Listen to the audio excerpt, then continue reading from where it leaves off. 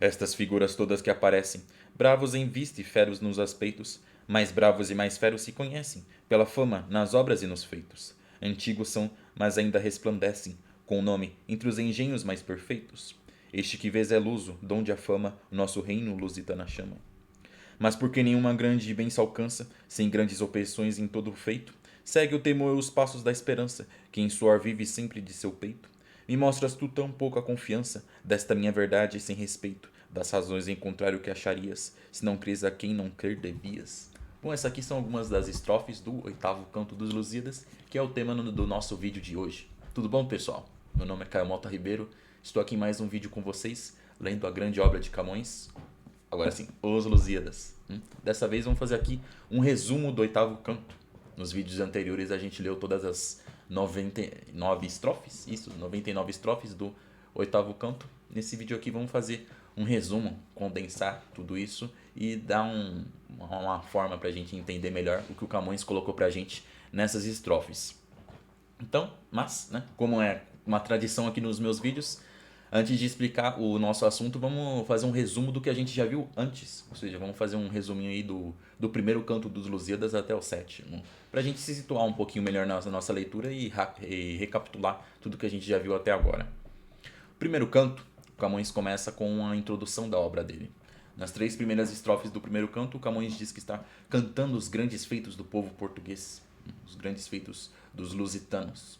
Depois disso, ele diz que dedica seus versos ao rei Dom Sebastião. Ele faz uma dedicatória ao rei de Portugal, que era o rei de Portugal na época do Camões.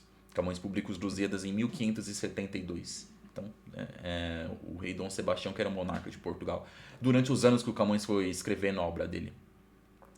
E depois disso, ele comenta, vai começar a contar a história da primeira empreitada portuguesa rumo à Índia, que é a primeira empreitada do Vasco da Gama. Ele fala que a frota já está navegando em alto mar e que, simultaneamente a isso, os deuses se reúnem no Olimpo para uma reunião, para um concílio.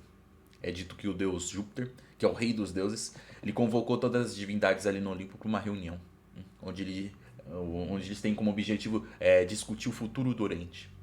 O deus Júpiter ele diz que a frota portuguesa vai ser bem sucedida nessa empreitada, ou seja, a gente já percebe que o Júpiter está falando sobre o futuro.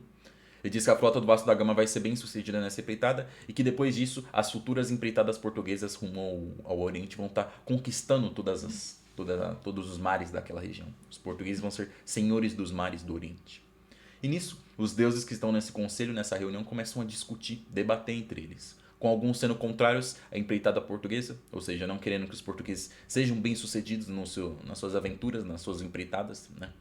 Enquanto outros deuses são favoráveis aos portugueses, querendo que eles continuem realizando os seus grandes feitos pelo mundo. E nisso se encerra o concílio dos deuses. Então, já na 42ª estrofe, o Camões finalmente começa a contar a história dele, né? A narrar a empreitada do Vasco da Gama propriamente dito. Ele diz pra gente que a frota portuguesa já está navegando, sendo que eles estão navegando entre Madagascar e Moçambique. Então, se vocês derem uma olhadinha aí no mapa mundi, ou em algum outro mapa que vocês tiverem, vocês vão ver que entre o norte de Madagascar e o norte de Moçambique, no caso o atual Madagascar e o atual Moçambique, naquela época esses territórios tinham alguns nomes diferentes, vocês vão ver que entre o norte desses dois locais existem algumas ilhas. Então é mais ou menos por ali que a frota do Vasco da Gama está navegando. O Camões diz pra gente que eles estão chegando por ali no mês de março. Ou seja, a gente já percebe nesse momento que quando o Camões está começando a contar a viagem do Vasco da Gama, ele não começa a contar ela desde o começo. Quem ainda se lembra aí das aulas de história deve se recordar que Vasco da Gama e seus marinheiros partem de Lisboa em 8 de julho de 1497. Se eles já estão ali em março, quer dizer que já se passou quase um ano.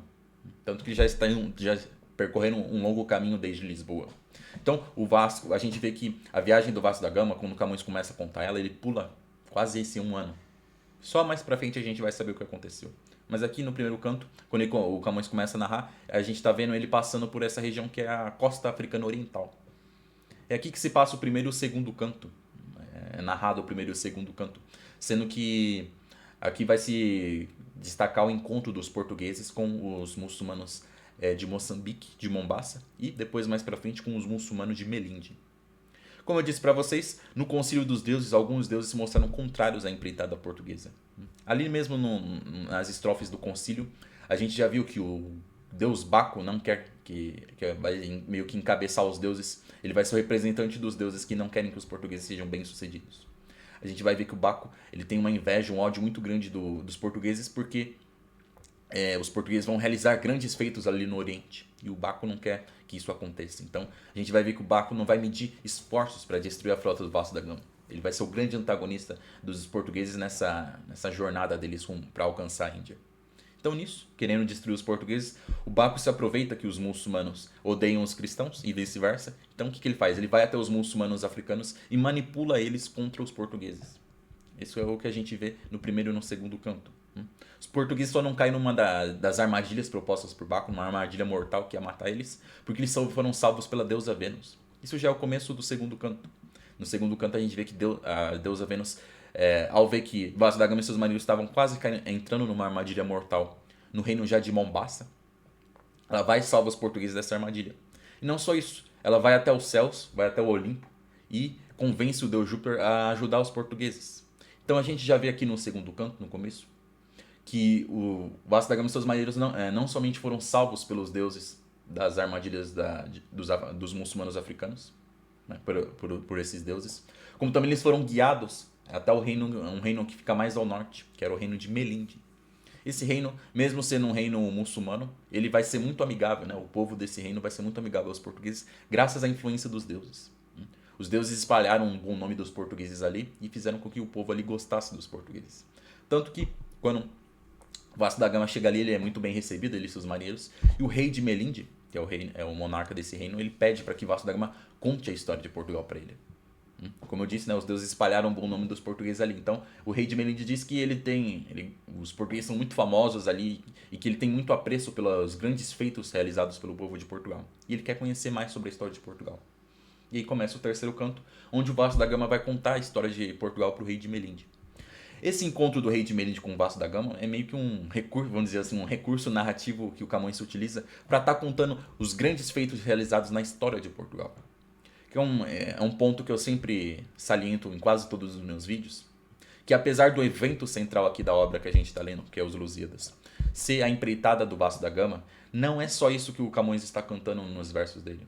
Como a gente já leu lá nas primeiras estrofes do primeiro canto, o Camões deixa bem claro que ele está cantando os grandes feitos do povo lusitano. Não são só os grandes feitos do Vasco da Gama, mas do povo lusitano como um todo. Então, esse encontro do rei de Melinde do Vasco da Gama com o rei de Melinde é uma oportunidade que o Camões tem para ele estar cantando todos os grandes feitos realizados na história de Portugal antes dessa empreitada lusitana. Que é isso que a gente vai ver. O terceiro canto começa com o Vasco da Gama descrevendo o território da Europa e depois ele vai e descreve a Península Ibérica, que é onde fica Portugal. Ali ele comenta um pouco sobre os antepassados dos portugueses, que são os antigos lusitanos. E depois ele começa a falar dos eventos que levaram ao surgimento do Reino de Portugal e a sucessão dos monarcas portugueses que foram expandindo o território de Portugal ali na Península Ibérica. No quarto canto, o Camões continua narrando isso, né? Continua narrando a narrativa que o Vasco da Gama faz da história de Portugal.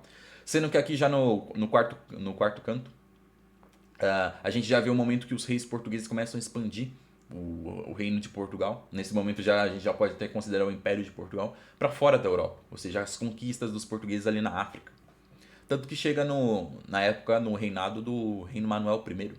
Vai se contando, né? O Vasco da Gama vai falando na sucessão dos monarcas portugueses e na hora que ele chega durante o reinado do Rei Manuel I, ele comenta, ó, o Rei Manuel I é o atual rei de Portugal, né? Ou seja, é o monarca de Portugal contemporâneo ao Vasco da Gama. É ele que lança a empreitada do Vasco da Gama. É dito que ele teve um sonho com o Oriente, o rei Manuel sonhou com o Oriente, interpretou esse sonho como um sinal que ele devia conquistar aquelas terras. Então ele vai e convoca o Vasco da Gama e nomeia o Vasco da Gama como o capitão da empreitada. Ele vai ser o comandante dessa frota. E nisso se encerra o quarto canto. Lembrando aqui, o terceiro e quarto canto é Vasco da Gama contando a história de Portugal para o rei de Melinde.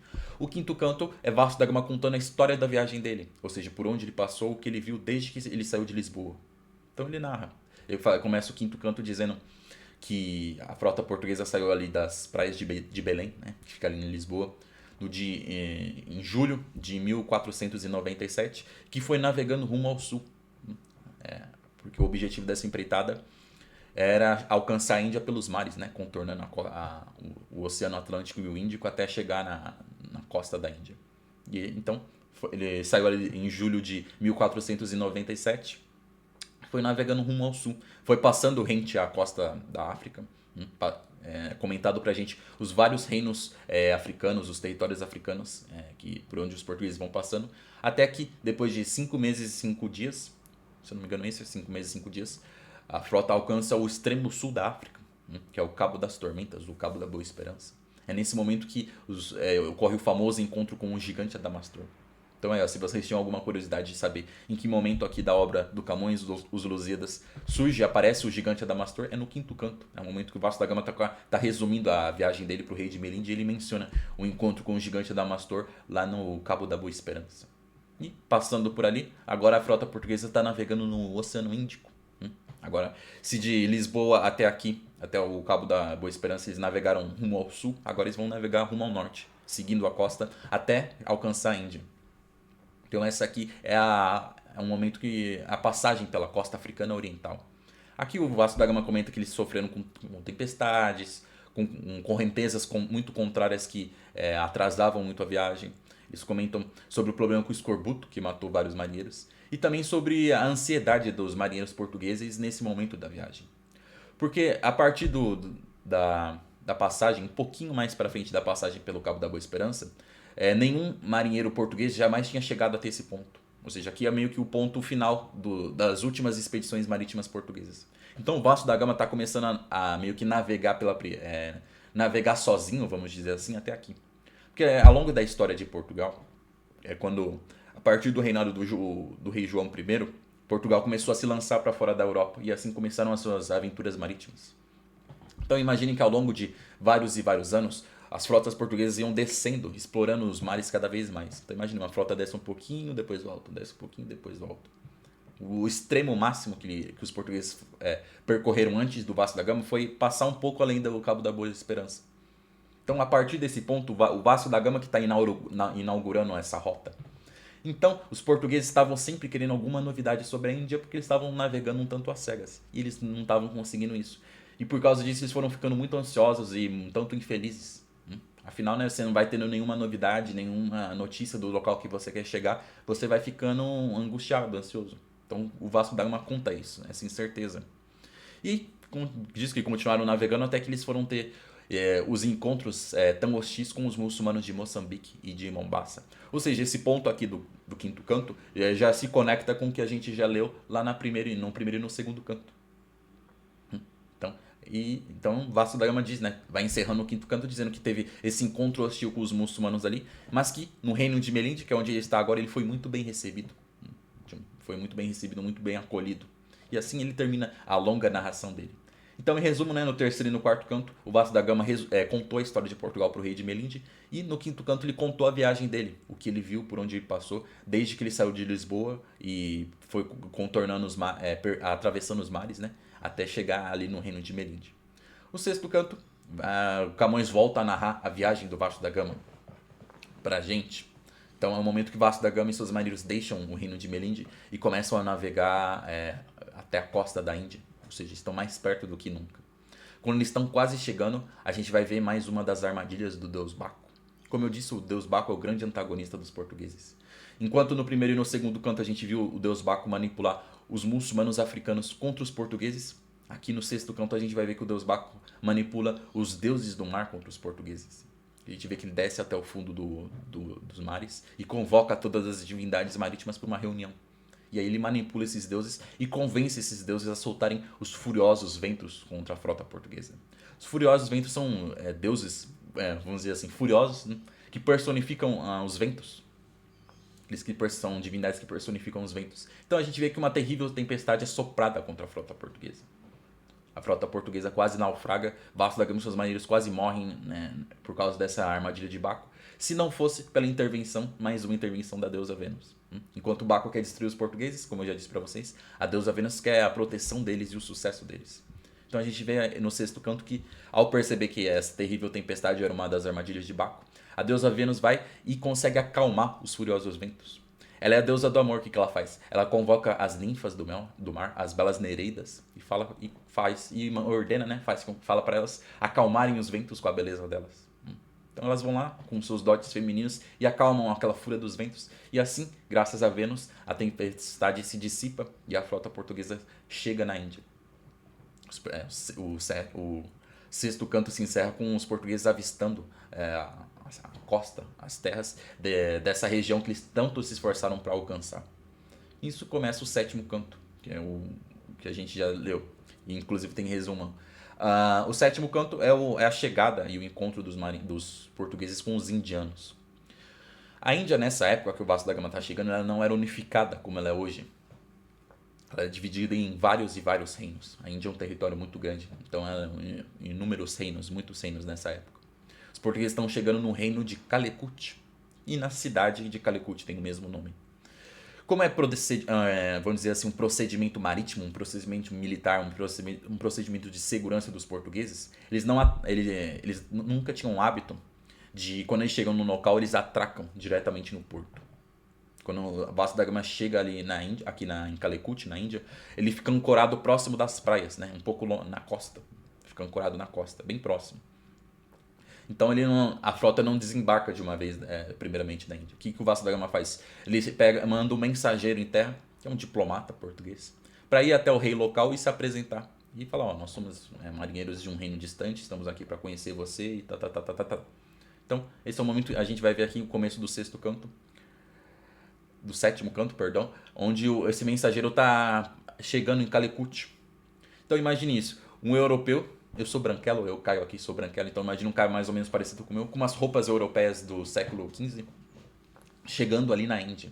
Os indianos são bem diferentes dos europeus, né? Os indianos são asiáticos morenos, e eles trazem roupas diferentes, eles têm uma cultura bem diferente. Então, a chegada desse encontro causou um alvoroço na cidade. O povão ficou todo animado e curioso, querendo saber quem era esse homem, quem era esse pessoal, né? Afinal, eles estavam vendo aquelas embarcações, aquela armada no horizonte, e causou um alvoroço na cidade. E para nossa surpresa, surge no meio do povão da Índia um africano que reconhece os portugueses. Olha só, os portugueses estão do outro lado do mundo, no meio de um povo, numa região totalmente desconhecida, mas ali, para surpresa de todo mundo, inclusive para nós que estamos lendo, surge um africano ali. A gente descobre que o nome dele é Monsaide, que a terra natal dele são as terras ali do norte da África, que são vizinhas das terras de Portugal.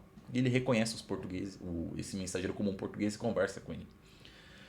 Lembrando, né, nessa época que a frota portuguesa chega ali, eu já até comentei com vocês, os reis de Portugal já estavam conquistando territórios fora da Europa. Então várias regiões ali na África estavam dominadas, né? Principalmente ali o norte da África.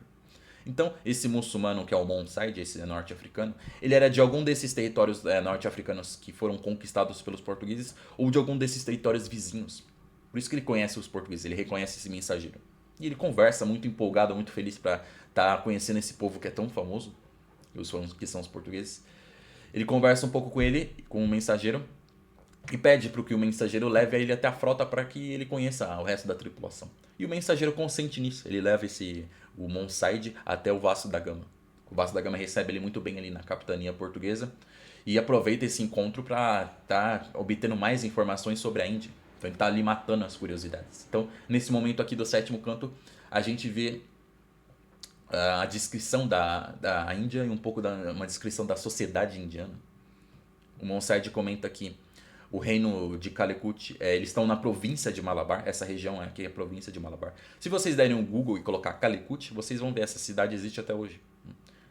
Olhando aqui a minha mão, né? Imagine que aqui é a Índia, né? A Índia é um triângulo, né? Saindo ali da Ásia, né? Tocando o Oceano Índico. Calicut fica mais ao sul, assim, da costa. É como se ele chegasse mais aqui. Então, e ele fala que essa região onde eles estão, essa província se chama Malabar. Ele conta a história que menciona que antigamente essa província ela era unificada num único reino, mas que por motivos religiosos ela foi dividida em vários reinos, sendo que o principal reino dessa província é o reino de Calicut, e é o mais rico, inclusive, mais poderoso. Ele conta que o rei de Calicut se chama Samorim, mas que ele não tá na cidade no momento. Então por isso que ele tá ali nas naus conversando com os portugueses. Ele também comenta sobre a sociedade indiana. Ele fala que apesar de existirem alguns muçulmanos ali na Índia, nessa época já, o povo majoritariamente segue o hinduísmo, né? Então eles cultuam vários e vários deuses. Eles seguem, ele não falou bem o hinduísmo, né? Mas eu presumo que seja isso, mas eles dizem que cultuam vários e vários deuses. Então, e deuses que têm formas muito estranhas, por exemplo, tem deus com mais de uma cabeça, tem deuses com vários braços, tem deuses com partes de animais, né? Tem aí, se vocês derem uma pesquisadinha, vocês vão ver, mesmo olhar na internet as imagens dos vários e vários deuses indianos. E ele comenta também como é que a sociedade se divide, né? Ele fala que a sociedade indiana ela é dividida em grupos hierárquicos muito bem distintos e que cada um tem a sua função na sociedade e que esses grupos não se misturam. Ou seja, se você nasceu, por exemplo, na casta dos sábios, é até mencionado o nome desses sábios, são os brahmanes, você, por exemplo, não ia se casar com alguém da casta dos guerreiros, que são os naíris. Então, essas castas não se misturam. E quem nasce numa vai ficar sempre desempenhando a função daquela casta. Né? Ou seja, é uma cultura um tanto diferente do que nós conhecemos hoje em dia. Mas nesse, né, passado um tempo que o Monside já está ali conversando, o rei de Calicut, que é o rei Samorim, ele chegou na cidade e ficou sabendo da visita, né, desse alvoroço que estava acontecendo ali, por causa da chegada desses marinheiros distantes, né, desses estranhos marinheiros. E aí ele manda um dos subordinados dele, né, um dos ministros dele, ir até as naus desses visitantes e convidar o chefe deles, que no caso é o Vasco da Gama, para vir até o palácio para eles se conhecerem. Então esse é o momento que o Vasco da Gama deixa as naus, estando acompanhado de alguns poucos portugueses. A maior parte da tripulação vai ficar nos navios, né? O Vasco da Gama deixa as naus e vai até o palácio do rei Samorim. É nesse momento que a gente descobre um dos grandes objetivos da empreitada do Vasco da Gama, que meio que não foi revelado até agora, né? Só agora a gente descobre. Que objetivo é esse? É estabelecer uma aliança entre Portugal e a Índia. Ou seja, em uma aliança econômica e militar entre o rei de Portugal e algum rei da Índia, no caso o rei Samorim. A gente vê o Vasco da Gama propondo essa aliança e dizendo que ela vai ser muito proveitosa para o rei Samorim, assim como vai ser proveitosa para o rei de Portugal. O rei Samorim pede um tempo para estar ponderando sobre essa proposta. Afinal, ele acabou de conhecer o Vasco da Gama. Ele provavelmente, a gente dá a entender que ele nem conhecia os portugueses. Então ele não ia aceitar uma proposta de um desconhecido de imediato. Ele diz que vai estar discutindo isso com os conselheiros dele e pede que o Vasco da Gama fique um tempo ali no palácio dele descansando, que ele vai estar dando a resposta muito em breve. Nisso o rei Samorim ele chama um dos ministros dele. Os ministros, eles são nomeados, eles não são mencionados os nomes deles. É dito que chamam-se catual ou catuais. Isso, se eu não me engano, pela pesquisa que eu fiz, isso na verdade é mais um título de funcionário público, vamos colocar assim, como se fosse um nome de chefe. Então, quando a gente vê assim, eu me referi a eles, vão chamar ele de catual. Então a gente vê que ele chama o ministro catual e pede para o catual descobrir o máximo de informações possíveis sobre esses visitantes, sobre os portugueses. O que o catual faz? Ele vai e chama o Monside e começa a conversar com ele. Fala, Monside, eu sei que a sua terra natal é muito distante e é vizinha da terra desses visitantes que estão aqui. O que você pode me dizer sobre eles? O catual fala, não sei tudo sobre eles. Eu sei que eles são cristãos e que eles são um povo muito guerreiro. São muito bem sucedidos em suas campanhas militares. Tanto que não se conhece ninguém que tenha vencido eles. Mas se você quiser conhecer mais sobre esse povo, por que você não vai até as naus que estão ancoradas aqui do lado da nossa cidade e conversa com eles diretamente? E o catual concorda com isso. Ele vai até as naus portuguesas e para conversar para conhecer melhor a frota portuguesa. E nisso já se encerra o sétimo canto. Certo, pessoal? Quase 25 minutos de vídeo. Isso aqui foi um resumo do primeiro até o sétimo, mas é só um resumo. Eu sempre peço para vocês estarem assistindo os vídeos que eu já coloquei no YouTube, porque todos os versos, todas as estrofes estão lidas aqui, né? Estão lidas e comentadas por mim aqui da melhor maneira possível. Então, não deixem de assistir esses vídeos para vocês não perderem, né, nenhum detalhe. Como eu fiz um resumo, eu omiti algumas informações complementares, eu pulei uma coisinha ou outra. Então, não deixem de ver esses vídeos para vocês não perderem nada aqui da grande obra do Camões. Certo? Agora vamos começar propriamente o tema do vídeo, que é o oitavo canto. Vamos resumir aqui o oitavo canto. O sétimo canto ele termina no momento que o ministro catual está ali com o Monside nas naus portuguesas. Como o Vasco da Gama tinha ficado no palácio, como eu falei bem para vocês, o comando da frota fica sob o cargo do irmão dele, que é o Paulo da Gama, que é o segundo no comando. O Paulo da Gama recebe o ministro Catuolli nas naus e serve um banquete ali, coloca algumas cadeiras para ele sentar. Nesse momento, na nau, o Camões coloca pra gente que ela estava toda enfeitada, adornada com várias e várias bandeiras.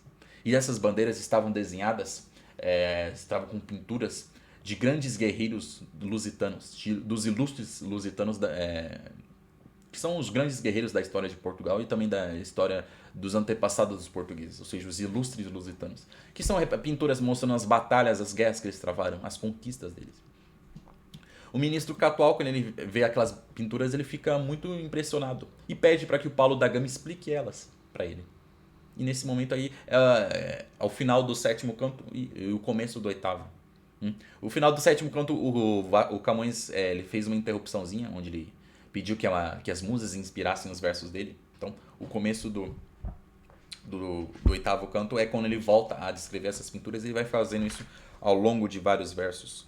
Eu vou ler aqui só o comecinho com vocês, que inclusive eu li na introdução desse vídeo com vocês, né? Foi uma das estrofes, eu li 2 estrofes na introdução do vídeo com vocês.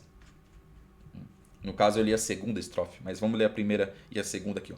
Na primeira figura se detinha o Catual, que vira estar pintada, que por divisa um ramo na mão tinha, a barba branca, longa e penteada. Então o Catual colocou os olhos na dessas pinturas e está vendo um homem barbudo ali, que é representado. Quem era e por que causa lhe convinha a divisa que tem na mão tomada? Você está perguntando, né? Por que ele está com uma divisa? A divisa é uma insígnia militar. Imagina aquelas medalhas militares que os generais e os comandantes têm. É uma forma, é um objeto que significa isso.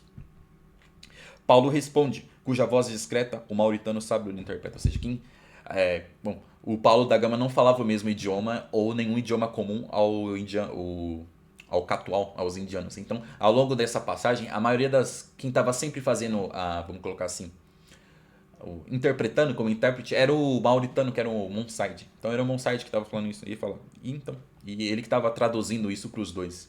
Então Paulo da Gama responde, estas figuras todas que aparecem, bravos em vista e feros nos aspectos, mais bravos e mais feros se conhecem, pela fama nas obras e nos feitos. Ou seja, esses homens que estão representados assim, com esse aspecto feroz e bravo, ou seja, de um aspecto militar, guerreiro, eles são são homens que são famosos e muito reconhecidos pelos seus grandes feitos. Então, pela fama nas obras, mais bravos e mais feros se conhecem pela fama nas obras e nos feitos. Ou seja, são famosos e conhecidos pelos seus grandes feitos militares. Ou seja, esses homens representados nas pinturas aqui que estão aqui expostas na capitania portuguesa são os ilustres lusitanos, como eu disse para vocês. Antigos são, mas ainda resplandecem com o nome entre os engenhos mais perfeitos. Ou seja, né, eles são homens da antiguidade, personagens muito antigos, ou seja, que já morreram há muito tempo, mas ainda se celebram os grandes feitos deles. Né? Este que vês é Luso, donde a fama o nosso reino Lusitânia chama. Ou seja, essa primeira pintura que mostra um homem barbado é o Luso. Esse personagem a gente já viu ser mencionado várias vezes aqui na história do Camões, que é os Lusíadas. Na mitologia vamos dizer assim, a mitologia de Portugal, é dito que aquela região se chama Lusitânia, porque antigamente um homem chamado Luso ele conquistou aquelas terras. E ele gostou tanto delas que ele decidiu que ele ia morrer naquele local. E ele nomeou aquelas terras com o nome dele. Ou seja, chamam-se Lusitânia por causa de Luso. Por causa do Luso, que é esse personagem. Uma questão mais mitológica, né? Na verdade, na história não é bem assim, não é por causa disso que essa região se chama isso. Ela tem esse nome. Mas, então tá representado esse grande personagem que é, vamos colocar assim, o pai dos lusitanos, o pai até dos portugueses, o primeiro lusitano. E depois vai se mostrando várias e várias pinturas de outros personagens da história. Até que se começa a mostrar os personagens da história de Portugal. Então se mostra o rei Afonso Henriques, o grande conquistador. Inclusive se mostra algumas pinturas do pai dele, que é o Dom Henrique, que era conde de Portugal. E depois vai se mostrando as batalhas do Afonso Henriques, aí a sucessão dos grandes monarcas e heróis de Portugal. É mencionado alguns dos vassalos do Afonso Henriques, o famoso Egasmoni está sendo mostrado em alguma das pinturas, e vai se mostrando a sucessão dos reis de Portugal. Com destaque, por exemplo, para os grandes feitos de Dom Nuno Álvares Pereira, que foi um general, um comandante, vamos dizer assim, um nobre português, que lutou contra os portugueses, lutou por Portugal, né? Foi o grande defensor de Portugal na guerra de Aljubarrota, né? Da Batalha de Aljubarrota. Isso aí são alguns dos eventos que a gente viu lá no quarto canto. Por exemplo, né? Isso aqui, né? É uma oportunidade. Camões, ao mostrar essas bandeiras, essas pinturas, é ele mais uma vez contando a história de Portugal. Enquanto no terceiro e no quarto canto ele foi mostrando a história de Portugal, desde o surgimento de Portugal, até antes, né? Mas desde o surgimento de Portugal até o momento que Vasco da Gama está partindo de Lisboa, essas pinturas vão mostrar isso também, só que mencionando mais os personagens que realizaram grandes feitos militares. Então muitos dos personagens que a gente vai ver aqui no oitavo canto, nessas pinturas, já foram mencionados lá no terceiro e no quarto canto. No terceiro e no quarto canto. Então Dom Nuno, ele é mencionado lá no começo do quarto canto. Começo do quarto canto, que ocorre a Batalha de Aljubarrota, e que ocorre durante o reinado do rei João I. Então a gente vê um destaque aqui nessas pinturas os feitos de Dom Nuno. E também dos filhos principalmente dos filhos do rei João I, né, os infantes. Principalmente o infante Dom Henrique. Esse é um personagem importante na história de Portugal e fundamental nessa época. Porque durante o reinado do rei João I, depois de vencer os castelhanos, né, a gente relembrando um pouquinho o quarto canto, os castelhanos tentaram tomar o trono de Portugal. Então os portugueses elevaram o rei, elevaram o João, né, que era o João de Avis, que era o mestre da ordem de Avis, como rei de Portugal. E ele foi e se defendeu venceu essa guerra e manteve a independência de Portugal. Depois disso ele começou a conquistar os territórios fora de Portugal. Ele que começou a conquistar o norte da África. O filho dele, que é Dom Henrique, ele é conhecido aí, se vocês pesquisarem o nome dele, é Infante Dom Henrique. Infante, só por curiosidade, é um título do príncipe que não está na sucessão diretamente, que não vai ser o sucessor direto do rei. No caso aqui, se quando o rei João I morre, não é o Dom Henrique que assume, é o irmão mais velho dele. Então, infante é um título dos filhos dos príncipes que não estão na sucessão direta. Mas por que o Dom Henrique é tão importante? Porque ele que é um grande navegador português. É ele que construiu, é graças a ele que existiram as naus, né? As caravelas portuguesas existem graças a ele. Então, as viagens marítimas portuguesas que começam no reinado do rei João I ocorrem graças ao Dom Henrique. Infante Dom Henrique. Ele que meio que conquista Ceuta, que fica ali no norte da África.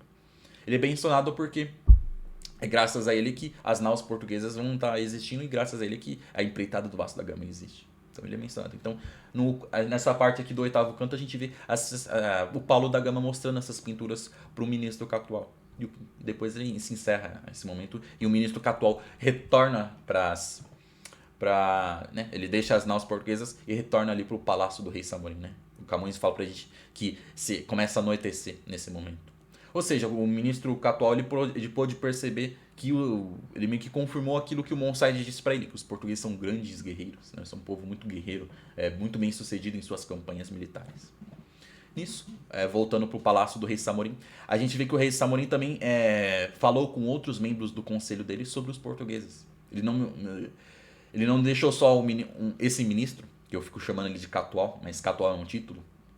Ele não ordenou só que esse ministro dele fosse responsável por descobrir coisas sobre os portugueses. A gente vê que ele também vai até alguns feiticeiros do reino dele. O Camões diz que são feiticeiros demoníacos. E ordena que esses feiticeiros se usem dessa magia demoníaca para obter mais informações sobre os portugueses. Então a gente vê que o Camões descrevendo que o próprio demônio, ao ser convocado por esses feiticeiros, fala sobre os portugueses. E diz que os portugueses vão ser os grandes conquistadores ali.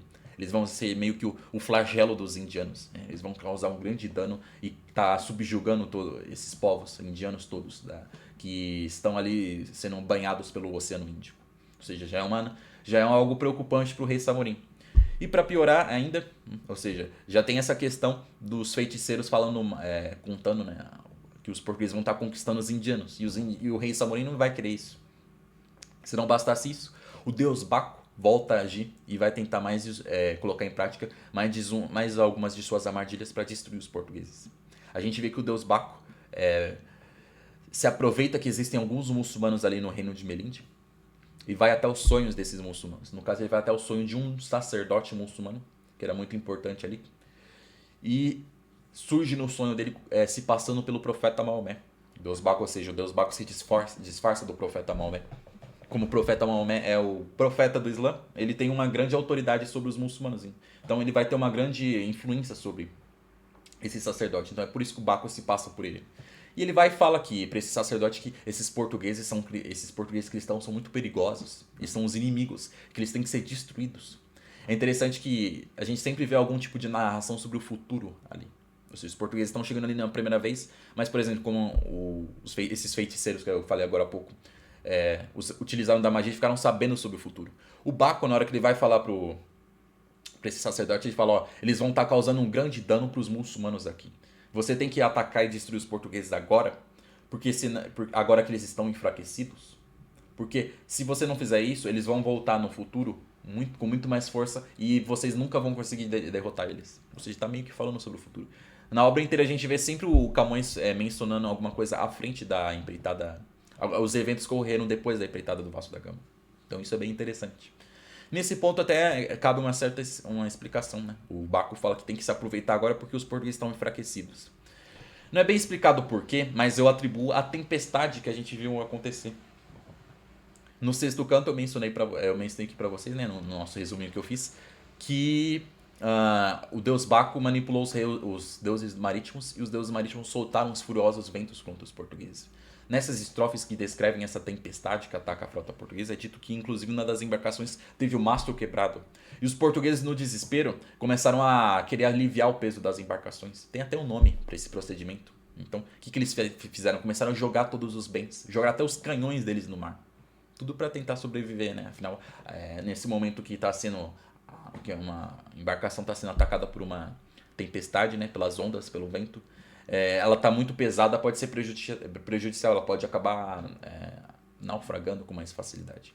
Então é meio que por isso que eu meio que entendo que é por esse motivo que o Baco disse que os portugueses estão enfraquecidos nesse momento. Porque eles velejaram por muito tempo, eles estão muito cansados, vários marinheiros morreram no meio do caminho e eles ainda estão bem debilitados após a tempestade. Então é por isso que o Baco enfatiza que os sacerdotes muçulmanos que esse sacerdote muçulmano tem que fazer alguma coisa agora, que é mais fácil destruir os portugueses nesse momento de fraqueza do que depois, quando eles vierem bem munidos e muito bem preparados para a guerra. E nisso, esse sacerdote acorda do sonho e interpreta esse sonho como um sinal profético. Afinal, foi o próprio profeta que apareceu ali para ele. E ele vai até os outros, se reúne com outros sacerdotes e numa reunião, onde eles começam a discutir isso que está acontecendo. Esse sonho do Baco. Esse sonho que o sacerdote teve, onde o Baco se passou pelo profeta Maomé. E eles decidem que eles têm que realmente destruir os portugueses. Eles começam a debater como fazer isso e acabam escolhendo manipular, subornar os ministros do rei Samorim. O que eles fazem? Eles se aproveitam que esses ministros são um tanto corruptos e subornam eles e também falam algumas mentiras contra os portugueses. Ou seja, a gente vai ver que nesse momento quem vai estar tentando destruir os portugueses meio que diretamente vão ser os ministros do rei Samorim, mais propriamente aqui eu vou nomear como o Catual. Lembra que eu falei que os ministros têm esse título? Então a gente vai ver que Catual, o ministro Catual, que vai tentar de todas as formas destruir os portugueses. Num primeiro momento, o Catual o que ele faz? Ele vai até o rei Samorim e mente contra os portugueses. Quando o Vasco da Gama chegou ali, ele se apresentou como um marinheiro representante de um rei distante que quer fazer uma aliança com o rei Samorim. O que o Catual diz? Que isso é mentira. Que o Vasco da Gama na verdade é um pirata, um vagabundo, ele não é de reino nenhum, ele não tem pátria, ele só tá ali querendo roubar, saquear e matar, ele é perigoso. Então ele tenta convencer, Catualmente, querendo convencer o rei Samorim a não aceitar o acordo com o Vasco da Gama. Então tudo isso está sendo rodeado em volta da cabeça do rei Samorim. E aí, o rei Samorim está quase querendo recusar a proposta do Vasco da Gama. Mas o Camões coloca pra gente que tinha uma outra coisa fazendo meio que um contrapeso nessa situação, que era a própria cobiça do rei Samorim. Porque quando o Vasco da Gama fez a proposta, ele falou que ia ser uma proposta muito lucrativa pro rei Samorim. E ele, como é descrito como um homem que tem uma cobiça muito grande, ele fica tentado a isso. Mas ele tá nessa oposição. A cobiça tá falando na cabeça dele pra ele aceitar. E as mentiras que ele ouviu até agora estão influenciando ele a recusar essa proposta. O que ele faz então? Ele vai e chama o Vasco da Gama e questiona ele. Ele chama ele e fala, ó, eu fiquei sabendo que tudo que você me disse é mentira. Então eu vou te dar uma oportunidade para você me contar a verdade. Eu quero que você me conte a verdade. Eu quero que você confesse que você é um pirata, que você é um cara sem terra, que você tá mentindo para mim. E aí a gente vê no oitavo canto, ainda aqui no oitavo canto, já quase no final, que o Vasco da Gama, a resposta que ele dá ao rei Samorim, onde ele fala, olha, tudo que eu falei é verdade. Olha, eu vim de muito distante. Você acha que um pirata ia vir de tão distante até do outro lado do mundo só pra te roubar? Isso é muito pouco, né? Não valeria a pena. Eu perdi muito, eu me esforcei muito, eu fiz muito, foi muito custoso pra mim chegar até aqui. Então não faz sentido que eu tenha vindo até aqui só pra te roubar, por ser só um pirata. Eu realmente estou aqui em nome do rei de Portugal. Do grandioso rei de Portugal. E estou aqui e quero que você aceite essa proposta. Vai ser muito boa para nós dois. O discurso do Vasco da Gama, a resposta que ele deu é muito convincente. O Vasco da Gama consegue passar um ar de autoridade e de seriedade muito grande com as suas palavras. E o rei Samorim vai e aceita isso. Ou seja, as palavras do Vasco da Gama e a cobiça do rei Samorim sobrepujaram as mentiras que os muçulmanos estão espalhando junto com os ministros corruptos ali, e o rei Samorim aceita a aliança com Portugal. E nisso o Vasco da Gama deixa o palácio do rei Samorim. Mas o ministro Catual não tinha ainda desistido de se livrar dos portugueses. Afinal, ele foi subornado pelos sacerdotes pelos sacerdotes muçulmanos ali da Índia. Então o que ele vai fazer nesse momento aqui? No final do sétimo canto, do oitavo canto, a gente vai ver que ele vai tentar prender e enrolar o Vasco da Gama o máximo de tempo possível aqui em terra. Como a frota portuguesa não estava ancorada nos portos, como eu disse para vocês, ela estava ancorada um pouco mais para a costa, o Vasco da Gama precisava de alguns botes para sair aqui de Calicut e ir até as naus. Mas ele não tinha mais esses botes. É isso que dá a entender. Provavelmente quando ele saiu das naus ele veio nos botes dos indianos. Então ele depende dos botes dos indianos para voltar para as naus. Mas o Catual não entrega esses botes para ele. Ele fica enrolando ele. Até o momento que o Vasco da Gama começa a perceber que tem algo errado e ele conclui que os muçulmanos que foram os responsáveis pelas mentiras ditas pelo rei Samorim provavelmente subornaram, corromperam esse ministro. Tanto que o Vasco da Gama meio que conclui isso, ele passa a ter certeza no momento que o Catual começa a insistir que o Vasco da Gama mande as naus portuguesas ancorarem no porto. Ele fala, não posso fazer isso. Provavelmente esse cara aqui tem alguma treta, meio que isso, né? Provavelmente ele vai querer matar os portugueses e incendiar a frota portuguesa. Então eu não posso, de forma alguma, colocar em risco as naus do rei de Portugal. Eu prefiro me sacrificar. Ou seja, a gente vê aqui a grande estirpe do Vasco da Gama, a grande honra dele como um comandante que prefere se sacrificar do que arriscar, bem nesse momento do final da empreitada, arriscar a frota portuguesa. Então ele não consente nisso. E ele começa a insistir mais e mais para que recupere seus botes, até o momento que o Vasco da Gama tenta entrar no palácio do rei Samorim. Mas ele é meio barrado pela guarda. Afinal, a guarda provavelmente estava obedecendo o ministro Catual. Nesse momento, o Catual percebe que ele está meio que colocando tudo a perder. Porque o rei Samorim não sabe que o Catual está fazendo isso. Ele não sabe que o Catual foi subornado pelos muçulmanos e que ele está tentando destruir os portugueses. O rei Samorim acha que provavelmente o Vasco da Gama já está indo embora nesse momento. Então, o Catual percebe que quanto mais tempo ele deixar o Vasco da Gama por ali, em terra, mais em algum momento, quanto mais ele mantiver essa situação de manter o Vasco da Gama preso em terra, maiores são as chances do rei Samorim descobrir isso, e o rei Samorim ia castigar o Catual, ia matar ele por traição, alguma coisa do tipo. Então o que acaba sendo feito? Ele vai até o Catual, fala pro Vasco da Gama, eu quero que você pegue todos os bens valiosos que estão na sua nau, traga eles em terra e venda eles aqui nos mercados e me dê o tesouro. Ou seja, ele faz uma troca, ele troca os bens valiosos das naus portuguesas por dinheiro, pela liberdade do Vasco da Gama. E o Vasco da Gama aceita isso. Então, nesse momento, o que a gente vê? Que o Vasco da Gama volta às naus portuguesas, mas 2 marinheiros portugueses ficam em terra junto com esses bens. E eles têm como objetivo vender esses bens ali e pegar o ouro, o dinheiro, né? E entregar para o Catual como pagamento. Então, meio que o Vasco da Gama troca de lugar com os bens e com os bens. O Vasco da Gama troca de lugar, né? O Vasco da Gama troca de lugar com os bens e com esses 2 marinheiros. E fica ali nas naus portuguesas esperando o resultado disso tudo. E nisso se encerra, chega aqui o final do oitavo canto. Nas últimas 10 estrofes, o Camões faz alguns comentários sobre a cobiça. Geralmente no começo ou no final de algum dos cantos, o Camões interrompe a narrativa para falar alguma coisa. Dessa vez aqui nas 10 últimas estrofes, que a gente viu no vídeo anterior, o Camões ele fala sobre a cobiça do homem. Afinal, nessa situação toda que está acontecendo, com os problemas ali que os portugueses estão passando na Índia, tudo é relacionado à cobiça. Afinal, por que o Catual está prejudicando o Vasco da Gama e os portugueses? Porque ele é um homem cobiçoso e que ele foi subornado pelos sacerdotes. A cobiça do dinheiro, a cobiça pelo ouro. Esse é o tema do final aqui do 8º canto. Camões menciona alguns personagens da antiguidade, da mitologia, que cometeram erros, que se deixaram levar pela cobiça. E comenta como é que a cobiça, como é que o ouro, vamos colocar assim, em vez de falar cobiça, vamos falar como é que o dinheiro, o ouro, ele leva os homens, as pessoas a fazerem coisas ruins. Consegue corromper reis, consegue corromper até pessoas virtuosas, faz com que as pessoas mintam, que elas até que prejudiquem o conhecimento, o saber. Inclusive fala que o clero pode acabar sendo corrompido pelo ouro. Ou seja, aqueles que têm o dever unicamente da fé, vamos colocar assim, a profissão da fé, eles acabam sendo corrompidos pelo dinheiro. Tamanho problema que ele faz. E aí ele encerra fazendo esses comentários sobre...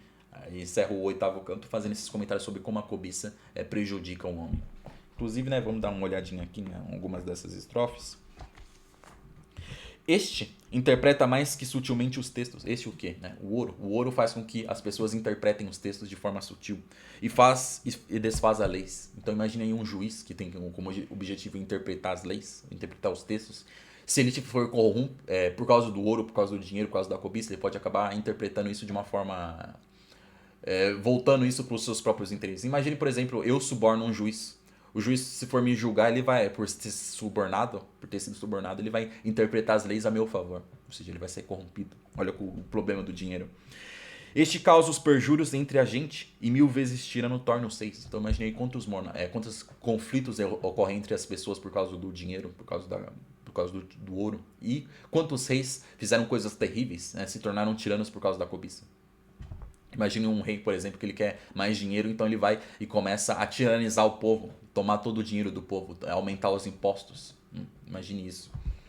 Até os que só de Deus onipotente se dedicam, 1000 vezes ouvireis que corrompe este encantador e o lude. Ou seja, este encantador, o que é este encantador e que ilude? É o ouro, é o dinheiro. Ele consegue, inclusive, né, corromper os que se dedicam ao Deus onipotente. Aqui é uma forma poética de dizer que o ouro também consegue corromper as pessoas religiosas, né? Mas não sem cor, contudo, de virtude. Ou seja, né, corrompe tudo. Então, essas aqui são as estrofes finais aqui do 8º canto, onde o Camões interrompe um pouco a história dele para falar um pouco sobre como é que o ouro, a cobiça, corrompe os homens. Certo, pessoal? Terminando aqui os meus comentários, esse resumo do 8º canto. Vou pedir para vocês deixarem um like nesse vídeo e, se possível, também tá comentando ele. Dizer aí o que vocês estão achando o que vocês acharam desse vídeo, o que vocês estão achando aqui da minha série de comentários sobre a obra do Camões, Os Lusíadas, né? Então, qualquer comentário, qualquer crítica também é muito bem-vinda. Não deixem de comentar. Vou pedir também para vocês assistirem os vídeos que eu já publiquei aqui até agora. Eu fiz esse resumo nesse vídeo, inclusive no começo do vídeo eu resumi tudo que a gente leu até agora, mas tudo isso é um resumo. Eu omiti algumas informações, alguns detalhes complementares, mas todas as estrofes até agora que a gente leu, todos os versos, já estão aqui no YouTube comentados por mim da melhor forma possível. Então não deixem de assistir esses vídeos para vocês se situarem melhor na nossa leitura e não perder nenhuma grande informação importante, nenhum detalhe dessa grande obra que a gente está lendo, que é a obra do Camões. E eu também vou pedir para vocês se inscreverem no meu canal. O próximo vídeo que eu vou estar publicando aqui é o começo, né, as primeiras estrofes do 9º canto. A gente vai continuar lendo aqui os Lusíadas até o final. Então, no 9º canto a gente vai ver os momentos finais da passagem do Vasco da Gama e de seus marinheiros ali na Índia. O que será que vai se desenrolar desse encontro, desse problema que está tendo ali com o ministro Catual? Será que os portugueses vão conseguir, esses dois marinheiros portugueses vão conseguir vender esses bens, pagar o suborno pro Catual e ir embora? Ou será que vai acontecer alguma outra coisa? Será que vai ter mais um ataque, mais uma armadilha do Deus Baco? Então, não deixem de se inscrever no meu canal para estar acompanhando aqui essa fase final aqui da nossa leitura da obra do Camões. Eu também vou pedir para vocês acessarem um link que está aqui na descrição do vídeo, que é um link de um e-book que eu estou vendendo para vocês. É uma versão digital dos Lusíadas, só que toda comentada por mim. As mais de 1000 estrofes aí da obra do Camões, todas comentadas por mim, por apenas R$10. Como vocês bem devem ter percebido, se vocês estão acompanhando a nossa leitura até agora, é muito difícil ler a obra do Camões. Ler os Lusíadas é muito difícil. Eu mesmo leio há alguns anos, eu ainda gaguejo bastante, eu me confundo em alguns termos, porque afinal a gente está lendo a maior obra da língua portuguesa. Os Lusíadas é um épico clássico. O épico é a literatura, é a poesia no seu nível mais alto. E o Camões ainda se utiliza de um português bem arcaico, então fica uma linguagem truncada pra gente ler. Se não bastasse isso, o Camões ainda vai citar deuses, divindades, semideuses, personagens da antiguidade, eventos históricos. Tudo isso ele coloca para enriquecer a obra dele. E isso deixa um texto um tanto difícil. E é por isso que é fundamental a gente ter um manual, algum guia para facilitar a nossa leitura. E esse é o objetivo desse e-book que eu estou disponibilizando aí na descrição do vídeo para vocês, né? As mais de 1000 estrofes aqui que o Camões coloca pra gente na obra dele, todas comentadas da melhor forma possível para deixar esclarecer no máximo possível essa grande obra aqui da língua portuguesa. R$ 10, pessoal, tá de graça. Tenho certeza que vocês não vão estar se arrependendo de estar adquirindo. Certo? Então é isso. Meu nome é Caio Mota Ribeiro e eu agradeço muito a audiência de vocês. Um forte abraço, fiquem com Deus.